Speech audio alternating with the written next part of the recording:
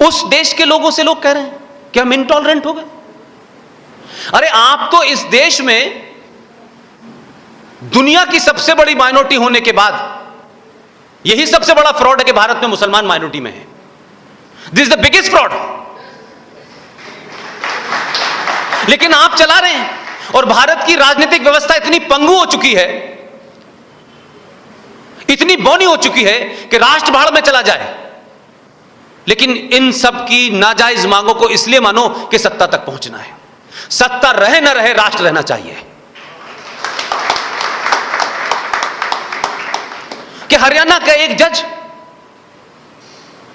हरियाणा का एक मुकदमे की सुनवाई कर रहा है।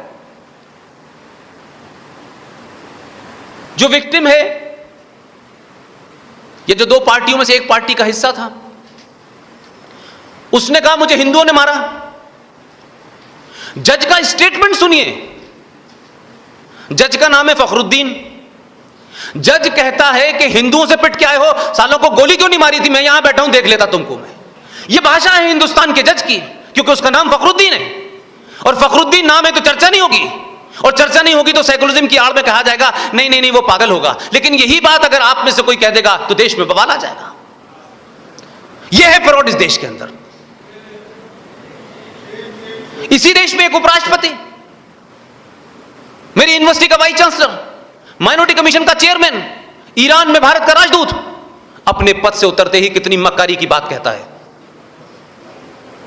इसलिए कि सबका एजेंडा एक है, अलग अलग नकाब के अंदर है, अलग अलग शक्लों में है। कोई ऊंचा पजामा बैठा है, कोई गोल टोपी लगाए है, कोई आदाब कर रहा है, कोई वालेकुम कर रहा है, कोई भगवान कर रहा है, लेकिन है मक्कार सब एक।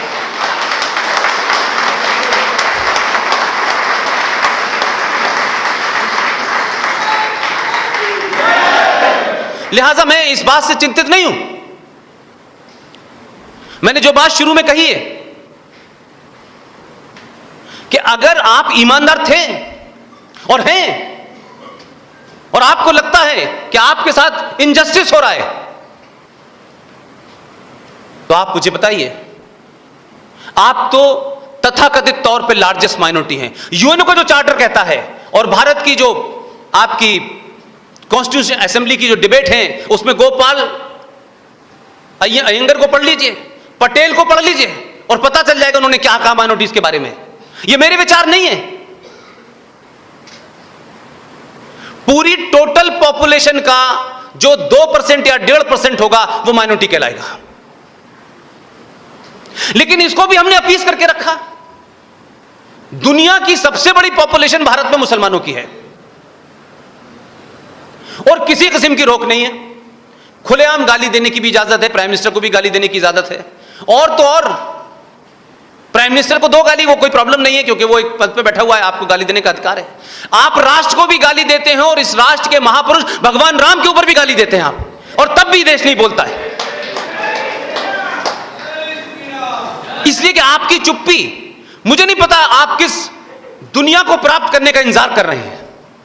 यह समाज किस लालच में और किस उम्मीद में यह तमाम चीजें होने दे रहा है कि ठीक है भाई टाइम पास हो जाए। तो हमारे पहले भी लोग टाइम पास कर रहे थे, वो भी एडजस्टमेंट कर रहे थे, आप भी एडजस्टमेंट कर रहे हैं, लेकिन इसकी लिमिट कम होती चली जा रही है। आप जितना एडजस्टमेंट कर रहे हैं वो उससे आपसे उतनी ज्यादा उम्मीद कर रहे हैं, लेकिन वो एडजस्टमेंट क्या नहीं करना चाहते कि यहां एक छोटा सा आदमी है, सुना है लोकल असेंबली में जीत वीत जाता है, हर 15 दिन के बाद लंदन जाता है इलाज कराने के लिए।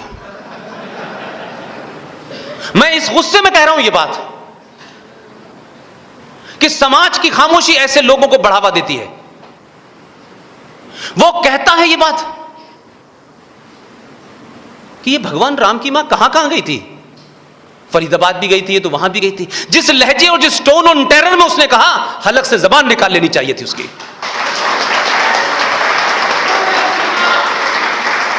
कानून, संविधान, ये जो कानून संविधान रूल बने हैं ना, ये एक आदर्श स्थिति के लिए हैं।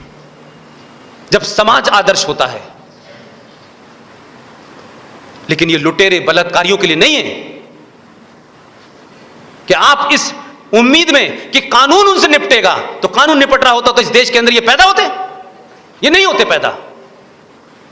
लेकिन समाज की चुप्पी ने और उस खामोशी ने लोगों को इतनी दूर तक आजादी दे दी है कि लोग जो दिल चाहे कह दें, और ओपन डाइवर्जन है इस देश के अंदर। राम पे एक सवाल खड़ा कर दे, सीता पे खड़ा कर दे, राम की मां पे खड़ा कर दे, उसको चर्चा में इस घिनौने अंदाज में लाए। लेकिन डेनमार्क में उसने कुछ यूं यूं करके बनाया और नीचे लिख दिया। इस पे बवाल हो गया कि कार्टून क्यों बनाया। तो कार्टून बनाने वाले से मेरी एक ही शिकायत थी कि तुम्हारे पास जब ओरिजिनल तस्वीर ही नहीं है उनकी, तो कार्टून बनाने का क्या मतलब है। तो जिसकी ओरिजिनल तस्वीर नहीं है, जब वो खुद अपने जमाने में मोहम्मद साहब कह के ये चले गए कि मेरी कोई तस्वीर नहीं होगी, मेरी कोई मजार नहीं होगी, तो भाई किसी ने कह दिया ये है, तो आप उस पर इतना भड़क गए कि आपने देश में आग लगा दी। और आप उम्मीद करते हैं कि इस देश का मेजॉरिटी समाज भगवान राम और सीता की मां को गाली देने के बाद भी चुप रहे, और वो बोलने लगे, वो पूछने लगे सिर्फ सवाल कि ये आपने गलत कहा, तो आपके इंटॉलरेंट हैं।